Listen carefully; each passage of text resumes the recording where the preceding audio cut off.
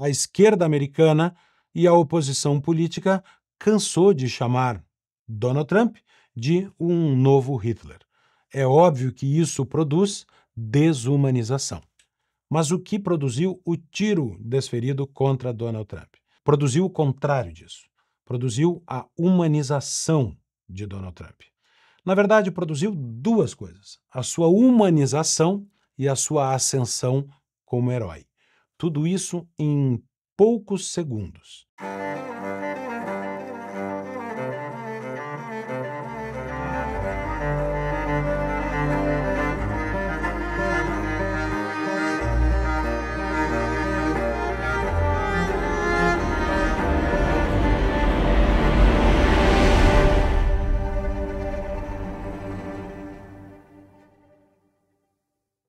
Trump já ganhou nos Estados Unidos. Sim, nós dissemos que Milei já tinha ganho na Argentina antes da eleição e ele de fato venceu as eleições. É muito provável que Trump também vença as eleições dos Estados Unidos, já que ele lidera na maioria dos estados. Mas não é só isso. Ele venceu um ponto crucial dessa eleição, que é a batalha do posicionamento político e uma batalha muito maior que rege a lógica, inclusive dessa eleição americana, que é a posição da nova esquerda em relação aos seus opositores. Isso porque tem se tornado uma prática da esquerda a desumanização do adversário político. Não foi a esquerda que inventou a desumanização do adversário. Isso é um artifício político antigo, aplicado por diversas ideologias e por diversas partes do espectro político. Mas há um elemento filosófico na desumanização que é provocada pela nova esquerda americana, que orientou a formação de tantas outras esquerdas mundo afora. É o elemento do identitarismo. O identitarismo é a lógica de que a identidade de uma pessoa decorre de apenas uma característica de um ser humano. Por exemplo, a raça, ou a orientação sexual, ou o gênero, de que apenas uma característica, que nada mais é do que um dos elementos que compõem esse fenômeno complexo que é a identidade humana, e que apenas um dos elementos que compõem a identidade significa e representa toda a identidade de uma pessoa. Daí nasce o feminismo, daí nasce a teoria crítica da raça, daí nascem o LGBTQIA+, e todo o seu complexo ideológico que os circunda. Nasce a ideologia de gênero. Todos os elementos de explicação ideológica para uma identidade que decorre de apenas uma característica do ser humano. O identitarismo não apenas associa toda a existência de um ser humano a uma de suas características, como ele também atrela a isso uma ideologia, uma forma de ver o mundo, uma visão de mundo, um posicionamento político. Há uma regra política que decorre do identitarismo. É uma espécie de espelho do que o marxismo fazia com a condição de trabalhador.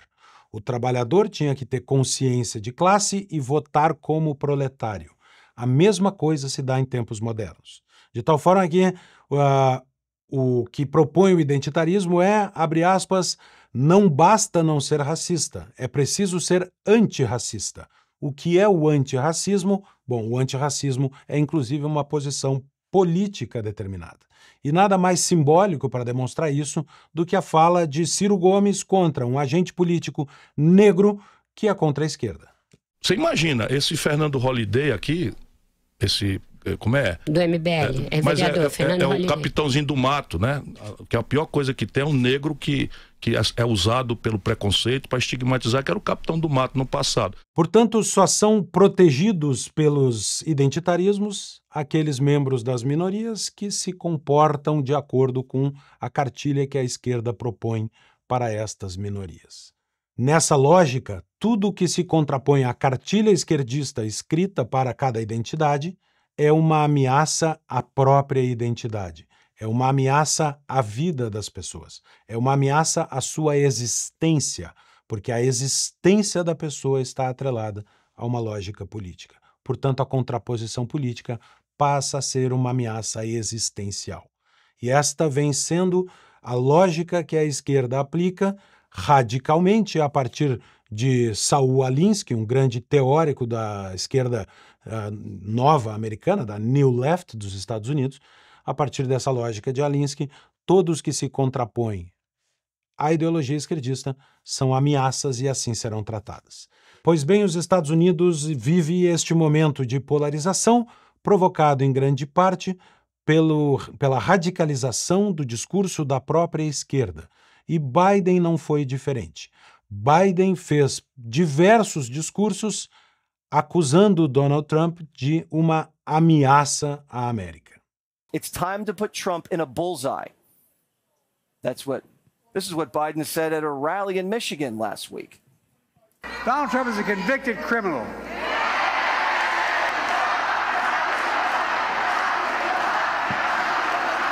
And I mean this from the bottom of my heart. Trump is a threat to this nation. But Trump is even more dangerous now. No, I'm serious. He's unhinged. He snapped. He says if he loses, there will be a bloodbath. Trump said if he wins, he'll be a dictator on day one. He means it, folks. We're not going to let that happen. Over my dead body will happen. America needs to wake up and realize that Trump and his mega Republicans, what they're trying to do. We're going to join them, we're going to engage them, and we're going to stop them. Não só os agentes políticos americanos classificavam Donald Trump assim, mas a imprensa também reflete diariamente nas suas, pelo menos, colunas de opinião, mas muitas vezes nas próprias manchetes, uma posição de que Trump e o MAGA, o Make America Great Again, é uma ameaça à democracia nos Estados Unidos. Não estamos dizendo que Biden ou a esquerda americana mandou matar Donald Trump. Isso não está claro e as investigações é que vão mostrar qual era a verdadeira motivação daquele jovem de 20 anos que tentou assassinar o candidato Donald Trump.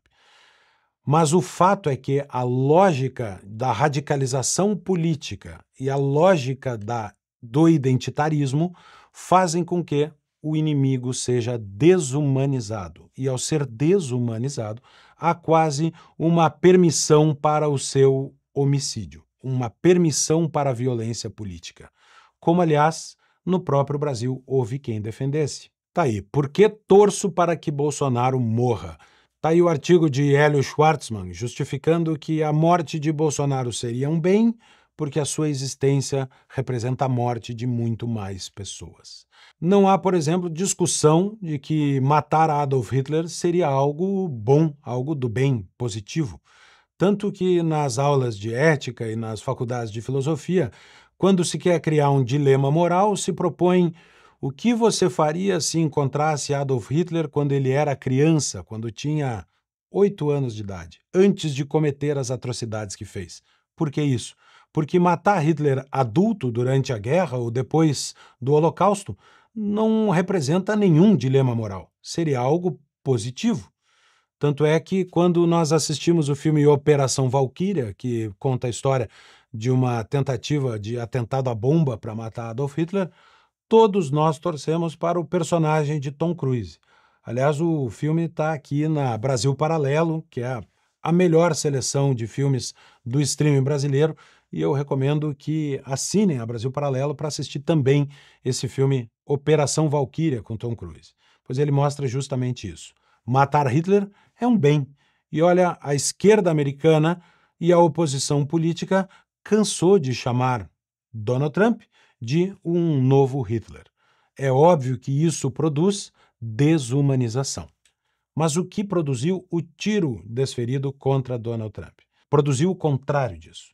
Produziu a humanização de Donald Trump. Na verdade, produziu duas coisas: a sua humanização e a sua ascensão como herói. Tudo isso em poucos segundos. Os segundos que levaram do tiro a essa icônica fotografia. O candidato ex-todo-poderoso presidente dos Estados Unidos de joelhos, sangrando. Uma foto que vai entrar para a história da iconografia política no mundo todo. E que talvez só perca para essa segunda foto. Separadas por segundos, uma marca o Trump alvejado de joelhos, caído, humano. e esta outra mostra a ascensão do herói. O Trump que, de abatido, levanta de punho em riste, conclamando o povo: fight, fight, lutem, lutem. Essa imagem tão marcante virou capa da revista Time, mas não virou capa do New York Times. O New York Times cortou a bandeira americana do fundo. Por quê? Porque esse fight, fight, lutem, lutem, que Trump brada com o punho em riste, com a bandeira ao fundo, representa um lutem pela América. Lutem por tudo que a América representa. Trump renasce do tiro que não o atingiu de cheio como um herói americano. E renasce humanizado pela tentativa de homicídio e, portanto, destrói toda a narrativa da esquerda que durante tanto tempo representou a ele, Donald Trump, como o símbolo da violência política. Se aqui no Brasil nós tivemos um 8 de janeiro, os americanos tiveram o 6 de janeiro. Um 6 de janeiro no qual Trump disse: voltem para casa pacificamente. Mas isso não impediu que os seus adversários dissessem que ele havia incitado a invasão do Congresso nos Estados Unidos. Desde então, a esquerda tenta pintar Trump como o antidemocrata e o símbolo da violência política na América. Quando Trump aparece nesta cena, ele não está provocando a violência política. Ele está propondo a união da América na luta por tudo aquilo que é americano, inclusive a sua democracia. Isso aparece logo em seguida com um novo slogan para a campanha de Trump. Além do já famoso Make America Great Again, faça a América grande novamente, Trump adotou como discurso de campanha Unite. Unifiquem-se. É uma proposta de união dos Estados Unidos. Qual é a lógica de unidade que a campanha de Trump propõe?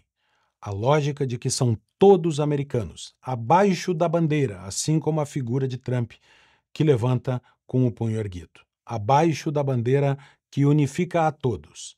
A identidade na pluralidade. Todos diferentes. Homens, mulheres, negros, brancos, ricos, pobres, mas todos americanos. É a identidade nacional como a unificadora de todas as diferenças.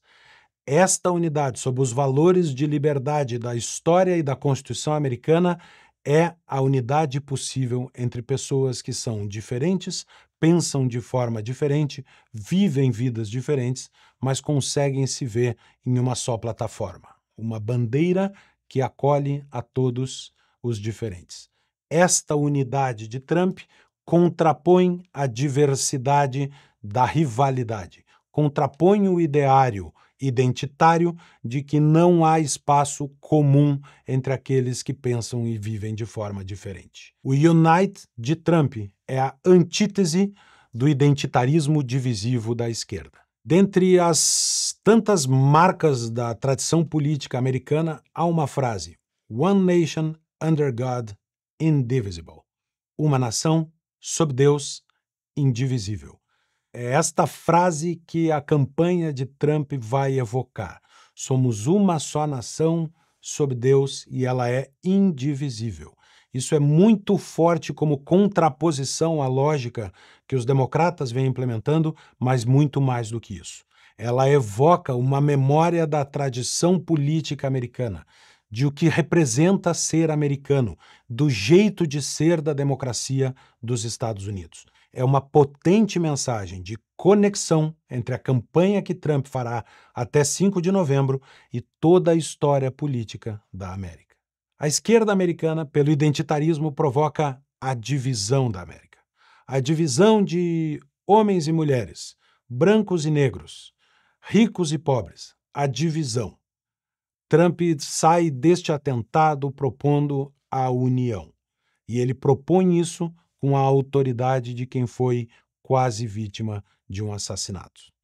Ele provoca agora nas pessoas o mais humano dos sentimentos, que é a empatia.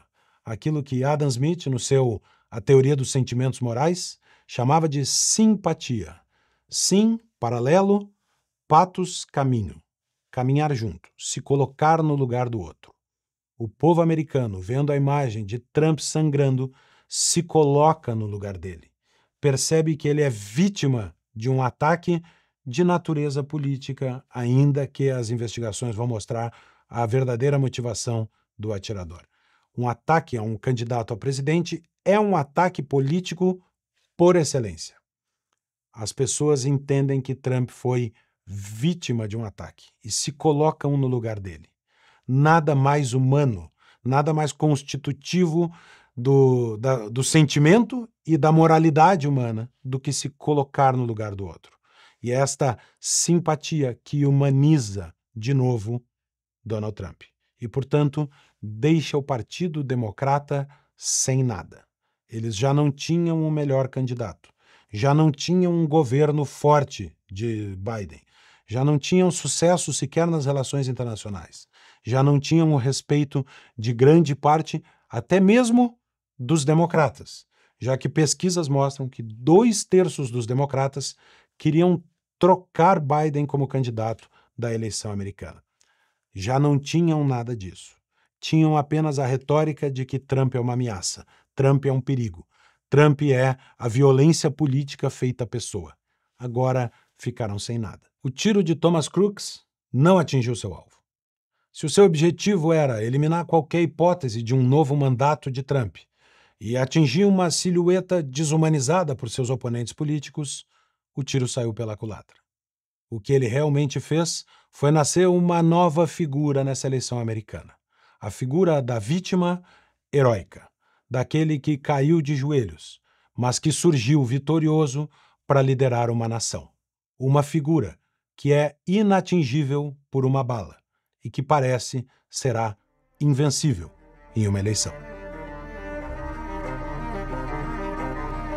Nós vamos ser o negócio mais revolucionário do mundo porque vai ser grande e ainda vai fazer o bem. A gente encontrou, talvez, um modelo de organização para influenciar a cultura, talvez o nosso modelo, dos nossos valores. Não tem como você produzir um efeito na sociedade sem trabalho, sem mão de obra. E eu, o Lucas, o Felipe, desde faculdade, desde novo, assim, a gente tinha sonho de empreender, se sentia numa outra vocação, assim, né? E eu dizia, cara, eu não quero fazer uma ONG que vai receber dinheiro, porque daí eu vou... Né? Esse modus operandi tem alguma coisa que não fecha. Tinha uns 10 mil reais ali guardado, botamos esses 10 mil reais, depois surgiu mais 13 mil e pouco. Ao todo, a gente investiu do bolso 13.800 reais. E ao todo, pegamos 94 mil reais de empréstimo. Então, foi isso, o investimento da Brasil Paralelo. Não tinha chance de dar certo esse negócio. E o que a gente fez? A gente falou assim, olha, tem alguns princípios. Primeiro, negócio privado. Tem que ser atrativo para as pessoas todas que não estão interessadas pelo tema. A gente tem que despertar novas pessoas para esse negócio aqui. Não pode receber dinheiro público, porque a gente já viu o embrulho que isso gerava, a dependência total sempre. A gente queria fazer algo que a gente acreditasse filosoficamente também, tinha essa pegada. Então a gente sempre... Até hoje, a gente nunca fizemos um apoio a nenhum político. Mesmo as nossas críticas sempre são críticas históricas, ponderadas, etc. Conscientes, não é uma coisa fervorosa, ideológica. E nós tínhamos esse perfeccionismo de fazer um negócio que fosse didático, como era essa apresentação aqui. Olhou para as pessoas e falou assim, olha, isso aqui vai ser o maior negócio de conteúdo do Brasil, talvez do mundo. Nós vamos ser o negócio mais revolucionário do mundo porque vai ser grande e ainda vai fazer o bem. Brasil Paralelo. Brasil Paralelo. Brasil Paralelo. Brasil Paralelo. Brasil Paralelo. Entramos em evidência aí no Brasil inteiro, viemos para São Paulo. O crescimento do negócio todo ele foi financiado com lucro. Nunca tivemos nenhuma rodada de investimento, nunca tivemos nenhum fundo interessado, nada. A nossa área de produção é muito eficiente, comparado ao mercado de audiovisual em geral, né? A gente faz aí 2, 3 meses, né? Você levanta um filme, às vezes gasta 200, 300 mil no máximo e geralmente algumas milhões de pessoas assistem. Produzimos mais documentário que qualquer produtora dessa que pegou dinheiro do Estado, sempre mais baratos, então sempre mais barato, sempre com muito mais audiência, sempre mais rápido e com conteúdo bom. A gente acredita que a educação através do entretenimento é um belo caminho. No fundo, hoje a gente percebe que a gente é uma empresa de educação mas de uma nova educação. Né? Uma empresa que olha para esse mundo de entretenimento, de vídeos e internet e fala assim, olha, nós vamos educar através disso aí. Como é que eu vivi até agora sem alguns conhecimentos que aprendi com vocês? Eles são como se fosse uma luz, né? Em contraponto, é de extrema importância. A gente educa com entretenimento.